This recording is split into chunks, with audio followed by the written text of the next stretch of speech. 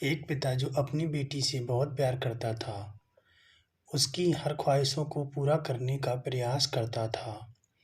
बच्ची जो भी डिमांड करती, पिता उसे पूरा करता, पर अनजाने में वो अपनी बच्ची को आदर संस्कार से दूर करता जा रहा था।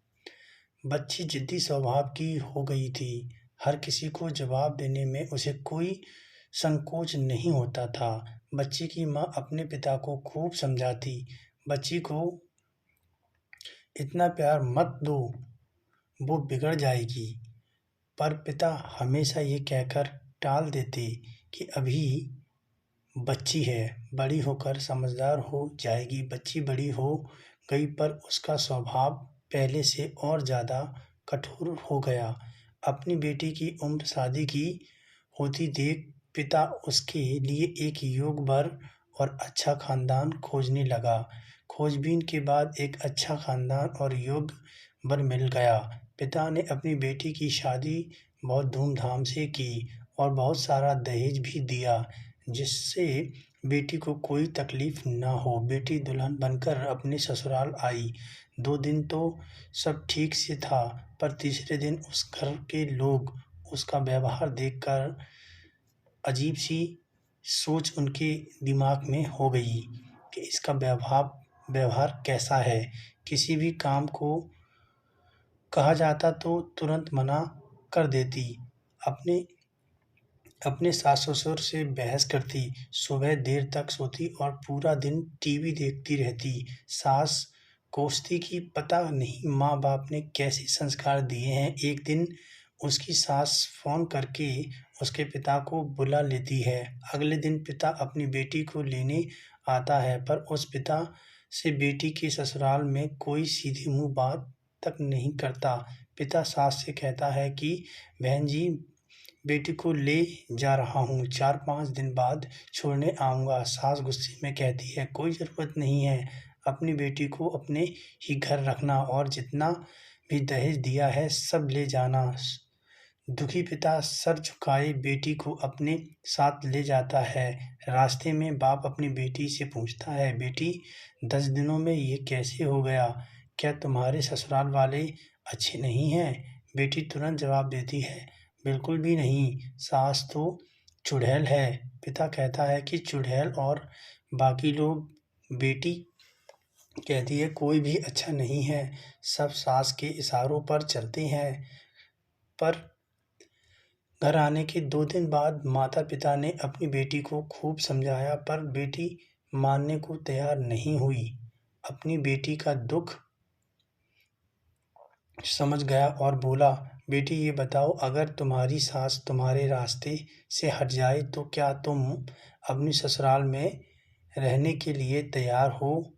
बेटी बोली, हाँ, तब तो मैं सबको अपने इशारों पर नचा लूँगी।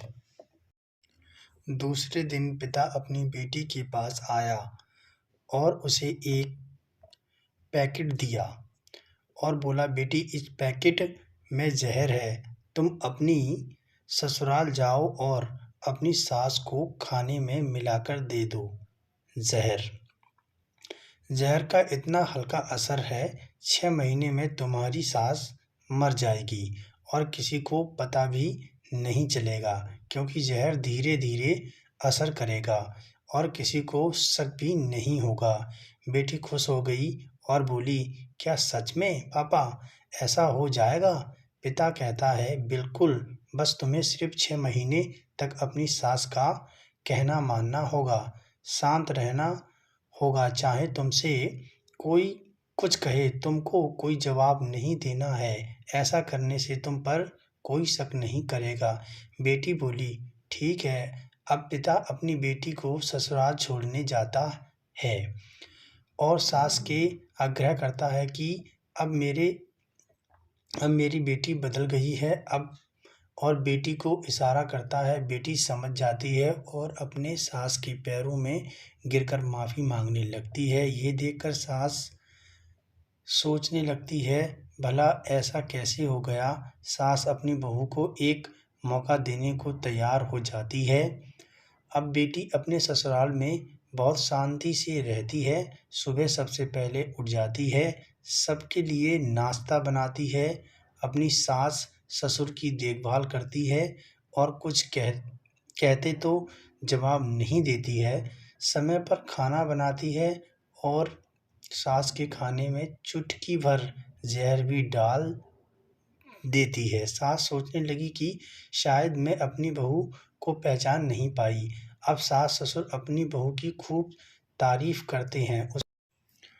उसका पति भी उसे प्यार करता है। बहू को भी अपना ससुराल घर जैसा लगने लगता है। 4 महीना बीत गए। अब सास के खाने में जहर डालते समय उसके हाथ कांपने लगे। सास ने घर की चाबी अपनी बहू को दे दी। अब सास उसे माँ जैसी लगने लगी थी। बेटी अपने पिता के घर आई और रोते हुए बोली, पापा माँ को बचा लो। मैं 4 महीने उन्हें जहर देती आई, पर मैं चाहती हूँ वो जिंदा रहें। पिता ने कहा, अरे वो तो चुड़ैल थी बेटी।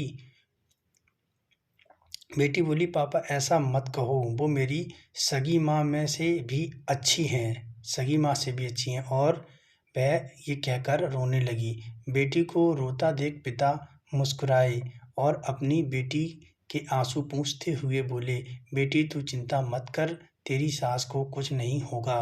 वो जहर नहीं था, वो सिर्फ सफ़ेद पाउडर था। ये सब मैंने तुझे ये एहसास दिलाने के लिए किया था कि तेरी सास ससुर और पति बुरे नहीं हैं। अब जब तूने अपना व्यवहार बदला है तो सब तुझे अच्छा लगने लगा है, सब तुझे बदला बदला लगने लगा है। तेरा व्यवहार गलत था, वो लोग गलत नहीं थे। तू अगर पहले से अपना व्यवहार को सही रखती तो वो लोग तुझे पहले से ही अच्छे लगते। तो अपना व्यवहार बदलो, अपने आप को बदलो।